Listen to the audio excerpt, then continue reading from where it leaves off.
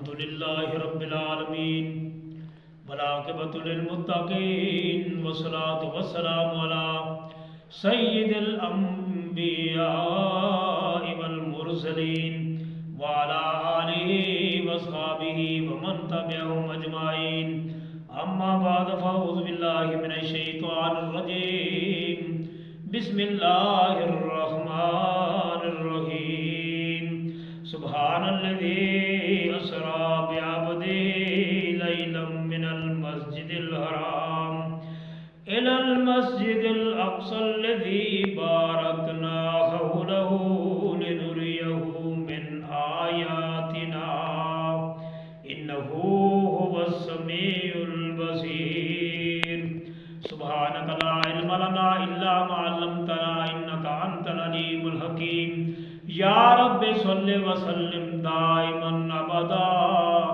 على حبیبک خیر الخلق کلہم سبحان الذی پاک اللہ تعالیٰ کی وہ ذات اسرا بعبدہ لے گئی جو اپنے بندے کو مسجد حرام تک، مسجد حرام سے مسجد اقصی تک، الذی بارکنا حولہ مسجد اقصی وہ جگہ ہے جس میں ہم نے برکت رکھی ہے اور اس کے ارد گرد انہ هو السمیع البصیر،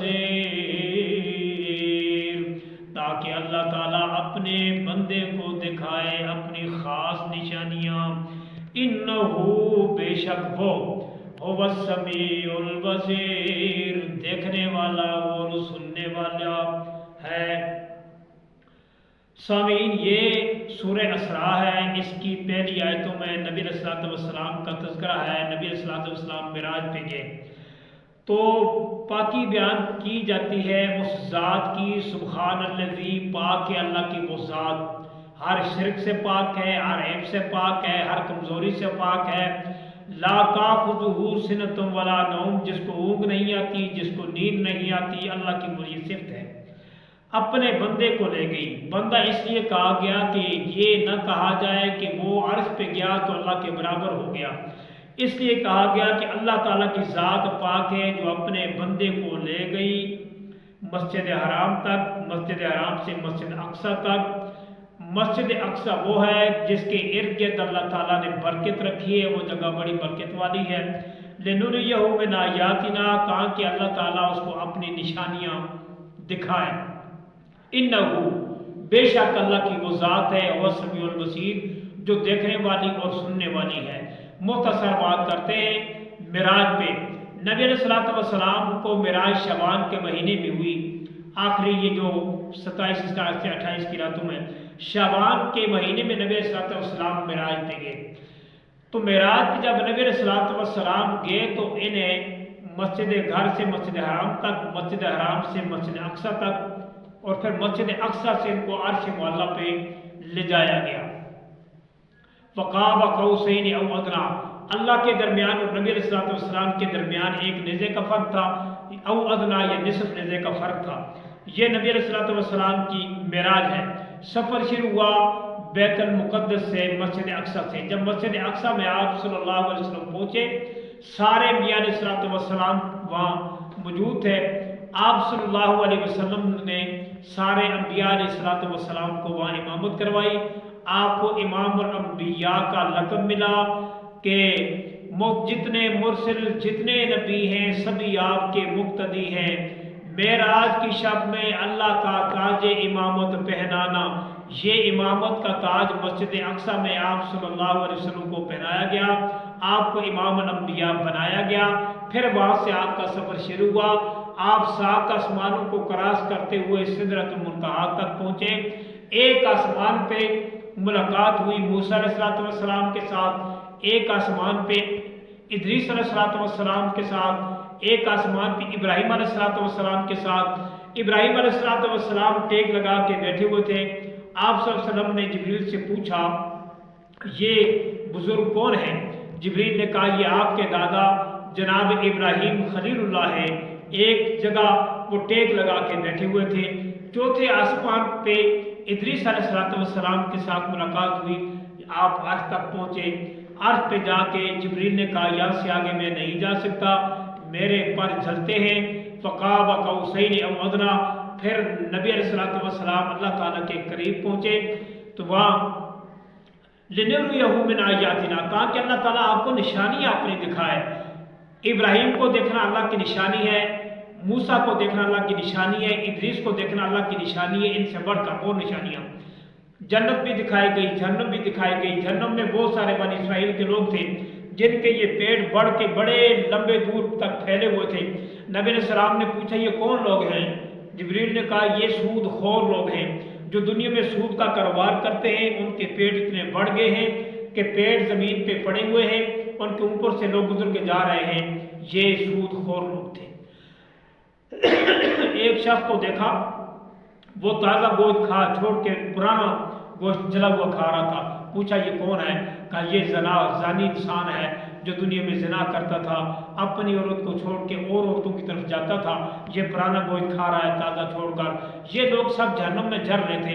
اللہ تعالیٰ نبی علیہ السلام کو جہنم دکھائی، لیکن اس سے پہلے جب نبی علیہ السلام عرش پہ پہنچے اللہ تعالیٰ نے فرمایا اے میرے محبوب آپ میرے پاس آئے ہیں، میرے لیے کیا لے کے آئے ہیں؟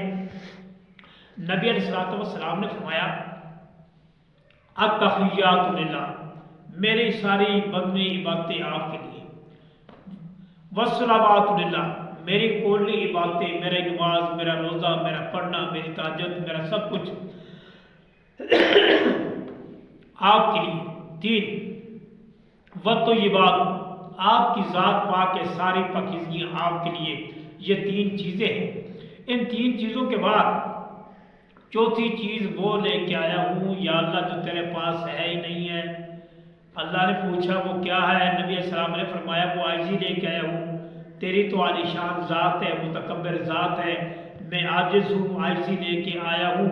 تو نبی علیہ السلام نے فرمایا سب سے پہلے جو لے کے آیا ہوں، لے کے آیا ہاں التحیات، پھر حاضری دی، عاجزی دی، سوغات منظور کر کے میرے خدایا اللہ کو پیش کیا۔ اللہ تعالیٰ نے فرمایا تین چیزیں تو نے مجھے دی ہیں، تین چیزیں مجھ سے بھی لے لو۔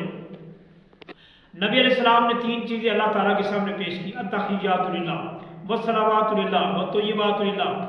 اللہ تعالیٰ نے فرمایا السلام علیکم ایھا النبی و رحمۃ اللہ وبرکاتہ، تین چیزیں آپ نے دی، تین چیزیں میں نے دے دی، میری سلامتی ہو آپ پر، میری رحمت ہو آپ پر، میری برکت ہو آپ پر۔ یہ تین چیزیں آپ نے دی، تین چیزیں تو پھر میں نے آپ کو دے دی۔ تو نبی علیہ السلام نے فرمایا یا اللہ سلامتی مجھ پہ ہے، برکت مجھ پہ ہے، رحمت ہے، لیکن یہ بتاؤ جو بلال ہے، حبشے کا بلال کلمہ پڑھ کے بیٹھا ہے، اس کے لیے کیا ہے؟ صدیق کے لیے کیا ہے؟ عمر کے لیے کیا ہے؟ اللہ پاک نے فرمایا السلام علینا وعلی عباد اللہ الصالحین، قیامت تک آنے والے آپ کے نیک بندوں پہ میری یہی سلامتی ہے، یہی میری برکت ہے، یہی میری رحمت ہے۔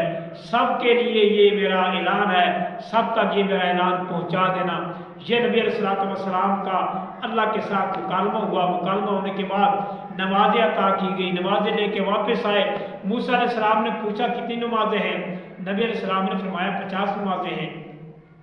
موسیٰ علیہ السلام نے فرمایا یہ اپنی نمازیں کم کرو۔ نبی علیہ السلام بار بار گئے، نمازیں 5 پہ آ کے رک گئے۔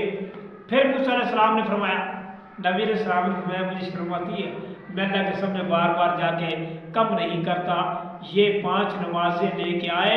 اللہ تعالیٰ نے فرمایا نمازیں 5 ہیں، ثواب 50 کا ہے، اللہ تعالیٰ کی عطا ہے۔ یہ اللہ تعالیٰ نے نبی علیہ السلام کو عطا کی، اور یہ معجزہ، یہ نمازیں، یہ اتنی برکات فضل ہمارے لیے بھی نبی علیہ السلام لے کے آئے۔ نبی علیہ السلام نے معراج میں بہت سارے مردوں کو جہنم میں جلتے دیکھا، جنت میں صحابہ کرام کے محل دیکھے، نیک لوگوں کے محل دیکھے، اور بہت ساری خواتین کو جہنم میں جلتے دیکھا جو مختلف عذاب میں جل رہی تھی۔ یہ معراج کا واقعہ ہے۔ اللہ تعالیٰ سے دعا ہے اللہ پاک نبی علیہ السلام کا یہ معراج ان جن کے لیے ہم بیان کر رہے ہیں، ان کے لیے، میرے لیے، آپ کے لیے، سب کے لیے یہ بیان نجات کا ذریعہ بنائے۔ اللہ پاک ہم سب کے تمام مشکلات آسان فرمائے۔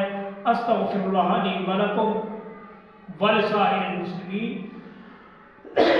واستغفروہ انہ هو الغفور